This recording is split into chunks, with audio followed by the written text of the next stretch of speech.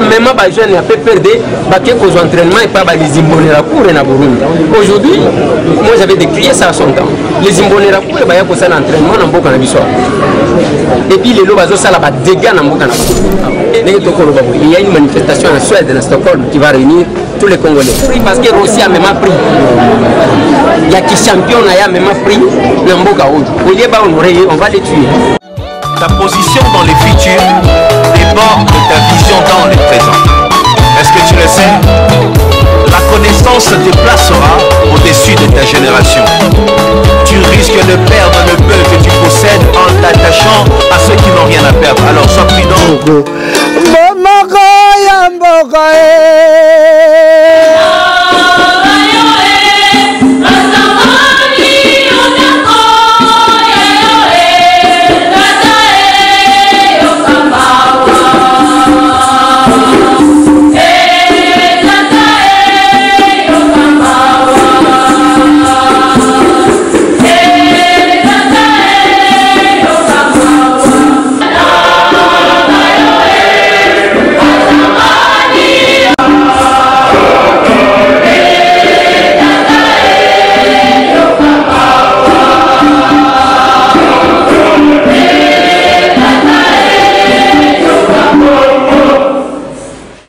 Ozali malobalanga ya kati nkolo kufana yo eshanzaki nyonso malobana yo ya bosomi esali teke biso tokoma lelo bato nkolo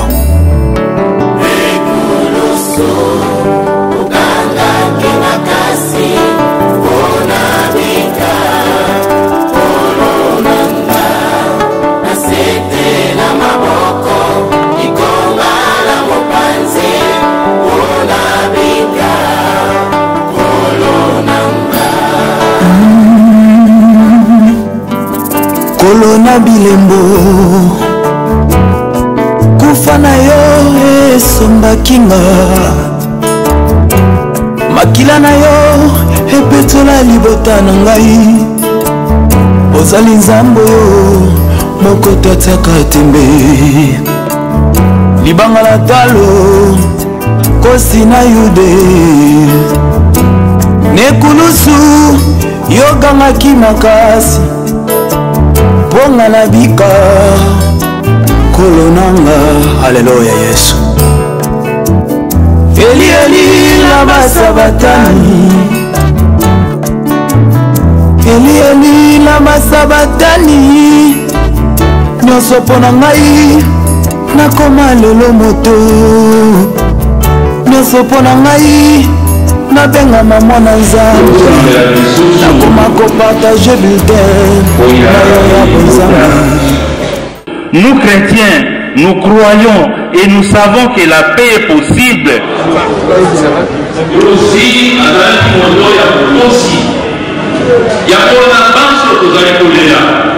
Ceux qui vous voyez comme du Misaboulo, de Bandi Libanga, vous allez vous faire sa mémoire et décourager. Donc, le Bandi, le Bandi, la copie sa vie, mon vote, Bandai. Il y a solo. Boboto, il y a c'est quoi? Toli, il y a la Boyambi, nous allons à Yango. N'est-ce que vous savez qu'il y a une misa? Pero yeye ndiye atalaki moto ya kuyambi alandaki nipepo ya iglesia malamu tukulita te nzamba kulibisa ye mwana beto nyongo azalaki nango kasi azali moto ya moboto akozala pembeni ya nzambe lokola touti kotanga na kati ya sangondano esengo na bato motema moboto bango bazali bana ba nzambe esengo na bato bakoluka moboto na katikati ya bantu ekoka kolembisa baye bazali na mpasi epesa bango elika te nde basekwe omokolo masuka mpo ya ndeko wa biso rosi mokendi awei mpe aliki biso mokonzi oyo apondelaki ye tosambela nzambe moko apesaki nzambe ye moko akakati tokoka koyeba yango tokoka mpe komanyola yango ya solo tokotana mikanda ebele tokomona basantu banene tokomona bamatiku banene kasi basusu bazali kowa mpona nkolo nzambe mpona moboto esika bongo bazali komipesa ntango mosusu bato bakoyeba eloko moko te ye azalaki ministre te ye azalaki gouverneur te azalaki citoyen nyonso oyo azali koluka po moyeboye ozala malamu kasi liwa na ye ekomisi ye bongo moto monene tokoyoka na baradio te na poto te na bamoka mosusu mateka wana esopani tokoyika te ekokotisa mpe mobutu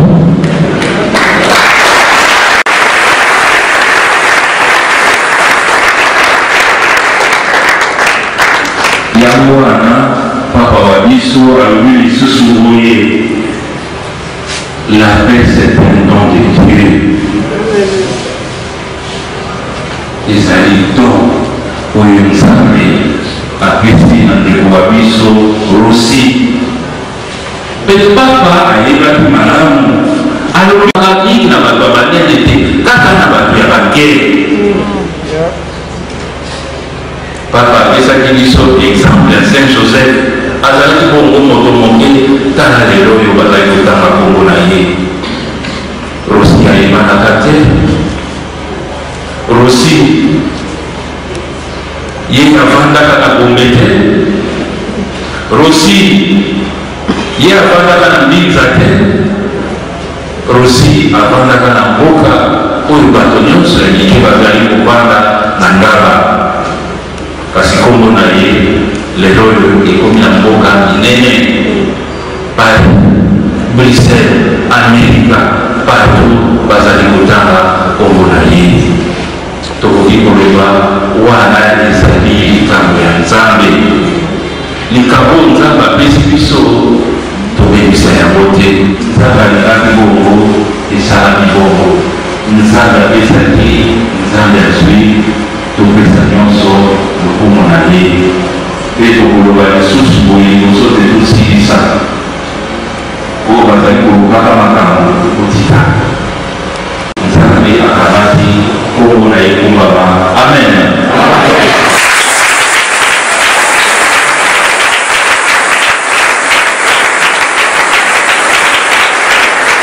mpe na baninga bayebanso nzambe akoka kosunga bango na mpasi oyo ezali kosala na bango na motema bakoka kotia elikya te mokonzo ya biso akosekisa biso banso tosambela eloko na kebala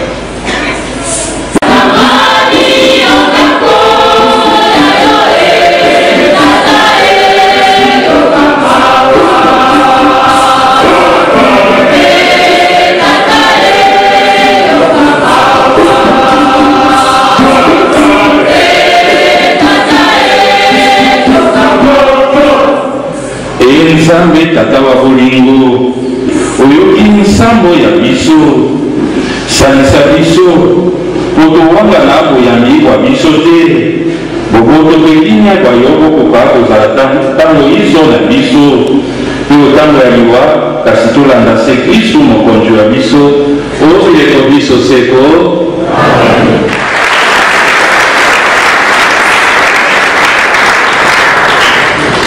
bandeko tobelisi kawa na ntango tonzela mokonzi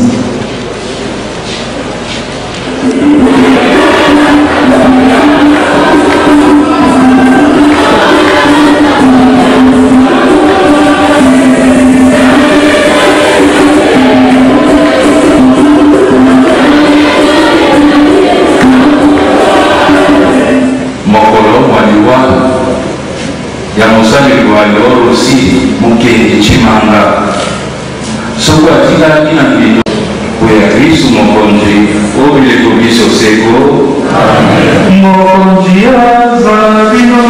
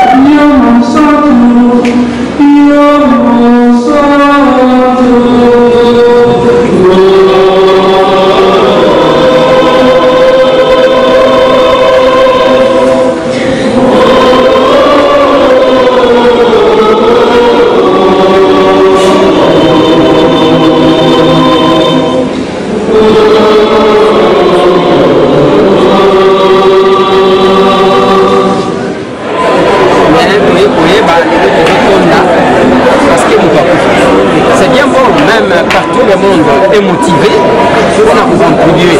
Mais il faut apprendre aussi à soutenir les combats. Tant que nous avons il faut les soutenir. Parce que aussi, un mort sur les champs de bataille, aussi même toi, ça dit que d'abord, les assemblées on ne doit pas chercher à voler le d'être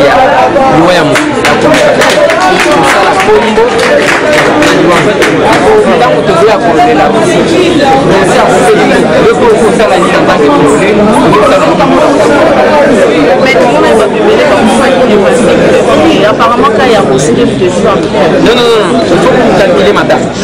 Le 25 février, il y a eu 2 mois connus. Eric, Nambandaka, ici quand on a Zaki dans le programme européen, ils ont arraché le gaz lacrymogène, ils ont été évacués avec ça, pas bombier, pas limiter, pas travailler, pas disséquer. Donc il y a eu 2 morts officiellement. On va évacuer, il y a la vie et la mort. Voilà, je pense que ce n'est pas que Batobélé va faire qu'ils aient cité. Ils ont dit que aussi à Koufina Kisasa, et en plus, preuve, il y a méchanceté à la police parce que c'est dans l'enceinte même de la paroisse. Parce que souvent, ce sont des badauds, ce sont des drogués, ainsi de suite. Pour le moment, il manque d'arguments. Donc voilà, moi, quand je vois la mort de Rossi, je vois en même temps mon combat. Aussi la mort comme surtout tout s'affiche pour défendre la patrie. Merci. Des gens de Colombie sont aussi à Kofi. Sa famille est menacée. Son frère porté disparu par rapport à la Fiona. Non, les Akobanga, les Bazobanga, Bazomenas, Bangobazana Mandou Kinana. Bref, la Possala est à taille logo. Mon côté, vous ne savez pas qu'il y a une politique d'imposer à tout le monde les dire. Tu as vu la ville de Kofa, l'Obika Mouka menace à qui s'exiler. Et pense que tout le monde va s'exiler. Non, ne s'en fait pas. Vous êtes à la bille. Mais par rapport à la sécurité, la famille. Sécurité, la famille, et là on a un colo. 10 heures, tu as la sécurité. Nous avons la sécurité. Parce que, et là, moi je suis en contact avec la famille. Je suis en contact avec les parents. Biloko a une menace parce que la tête qui suis censé pour sécuriser. Ce qui est que la sécurité était entre mes mains, je le ferai tout de suite. Mais ce que Awa, Namboka, Yokozwa, famille Arossi, Okocha et parce que ce sont ceux qui sont censés nous sécuriser qui nous tuent. Nambo Monabiso, tout sommes la Gabango Bateni. Nambo Monabiso, tout sommes la Gabango Mandou qui pour que Babate la biso contre l'ennemi. Vous avez Kamakamoko Salibana Est, l'ADF non. Donc, ADF c'est un groupe armé monté de toutes pièces pour nous aussi les Congolais. C'est tout les bagarres. Donc, ils ont la Sokoto et la soldats. Ils ont la Bilamba policier. Ils ont la Mandouki. C'est nous le peuple qui achetons. Ils ont Bangoté. Nous sommes Bango pour notre sécurité et la sécurité de nos biens. Mais Bango Bazo Balolango, Mandouki est commis contre Bisso. Maintenant, là il y a une preuve. J'ai suivi le colonel Monamputu, Azo menacé. Mais attendez, vous n'êtes pas la justice, messieurs. Aux la justice, simple OPJ, vous n'avez qu'à attendre que la justice puisse se prononcer. Alors, il y a une ligne qui a quitté mon en fonction de quoi. Donc, les gens comprendre. Et je vous dis toujours, ceux qui sont dans les combats, donc, ils me sentent tellement de menaces, d'intimidation. Donc, bref, je ne vois pas la sécurité de cette famille dans ce pays. Parce que Baobaboumi, ce sont ceux qui sont censés sécuriser. Jamais Balobi, Bangomoko Basali, un aveu, un aveu qui va présenter biso policier. Balobi, moi, si on était policier, quand même Balobi, t'es qu'ils sont civils. Alors, ils ont reconnu que c'est l'État congolais qui a tué. Voilà. Est-ce que le corps de Rossi sera heureux avec plus de monde? D'abord, Naomélie, il y a prêtre. On a appelé la Rossi. Omoni mutu na mutu azaka netwali na ye eza na mutu omoni na mboka oyo bato bakufa mesembe yakanga bato na kingo na mboka oyo bato mpe bakufa Rossi azokanga bato na Kivu. Donc lelo Rossi balobi yango na omeli Rossi bazolobela ye partout dans le monde. J'ai fait l'émission avec la famille, on avait entré sur l'internet, on a un nombre de vies, qui va collecter à fond 22 000 euros na Bruxelles, qui va 5 000 euros na maman Cécile qui est en Allemagne, sans compter Bambongo, il y a 1000, il y a 500, il y a 300, au Bandego Bakotinaka pour assister la famille. Il y a un groupe qui pour en dehors, il y a aussi Eric à Kofikuna, parce que la marche, manifestation, ça travaille le monde, ça travaille l'étendue de la République. Autant bandeko na biso bakotambola libanda, autant pe bandeko bakotambola awa. Ndenge tokoloba boye, il y a une manifestation en Suède, à Stockholm, qui va réunir tous les Congolais. Marche mosusu eza na Bruxelles le 24 oyo ya bapeuple mokonzi. Donc awa lisusu tozozela CLC a convoqué lisusu marche tokozala lisusu. Représentant qui a ce policier. Ces policiers là seulement, c'est la police qui a tué. Ceux qui sont censés nous sécuriser qui vivent.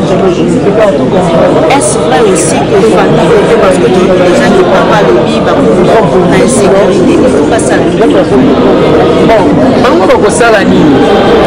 Bien que bakoti kobimisa mutu mususu tokanisa ki bakobimisa ta civile balo bakete kuna onda papa qui est du site mais dès lors que on nous a présenté un policier donc nous concluons et tout le monde sait que c'est la police qui est censée sécuriser qui a tué et puis à Bomeli wapi bana balabala dans la centre de la paroisse pour qui balancer message alors il faut battre nous sur la côte de l'église pour que l'église catholique ou que l'église à traite ils apprennent parce que pas même ba jeune a fait perdre ba que cause entraînement et pas les imbonera cour na Burundi.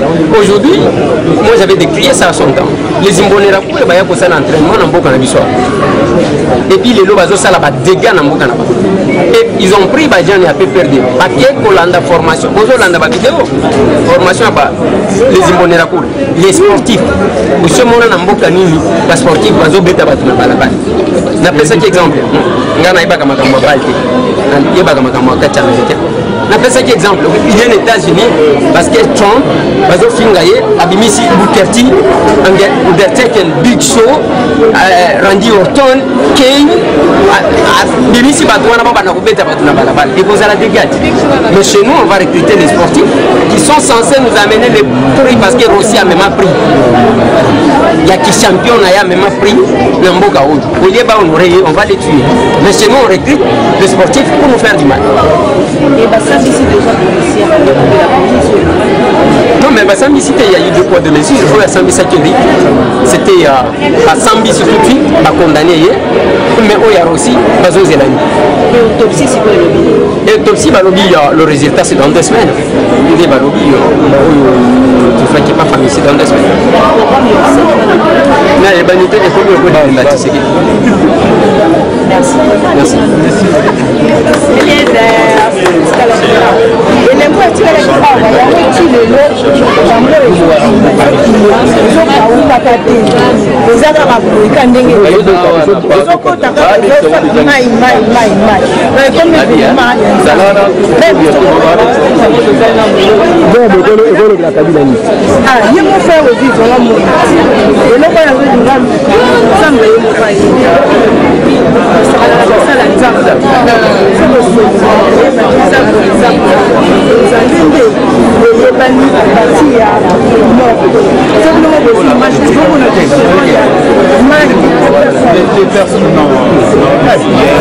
Alléluia Yesu.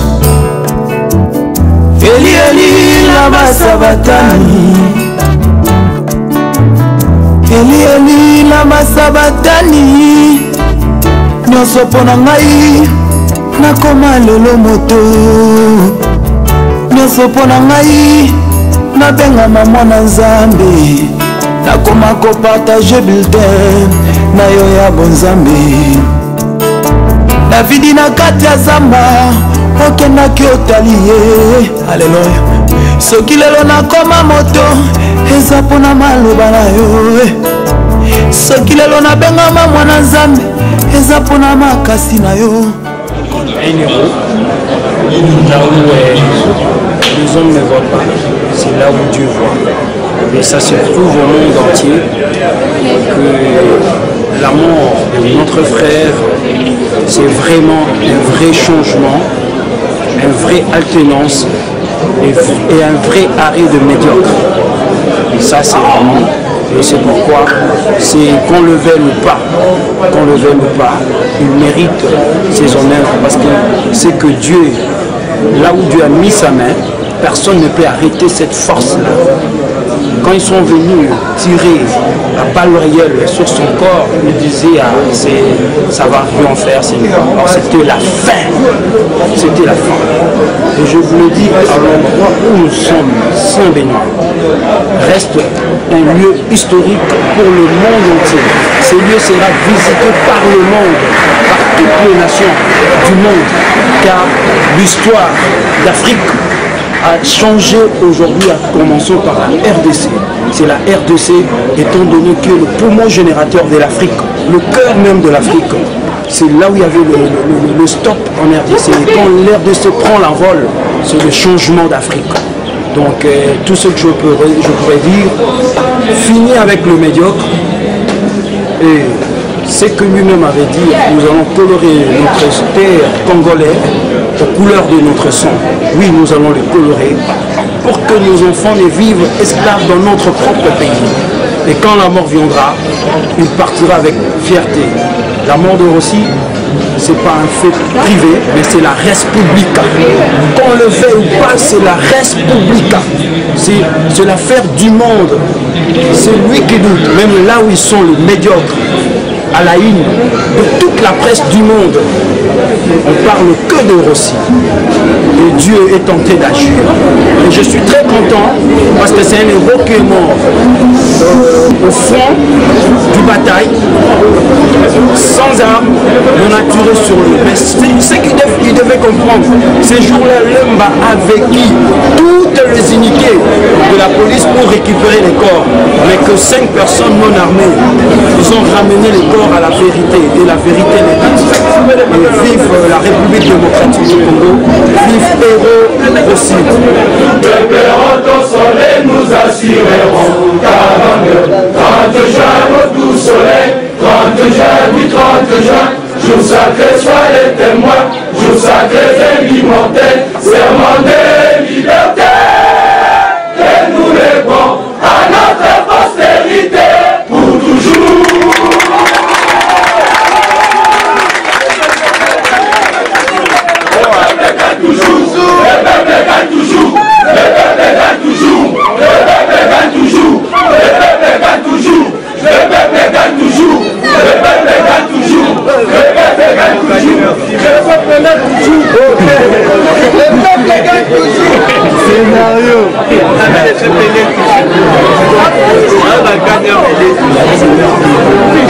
Nous préparons ton soleil, nous assurerons 30 juin, au doux soleil, 30 juin, du 30 juin, jour sacré, sois les témoins, jour sacré, immortel, serment de liberté, et nous répondons à notre postérité pour toujours.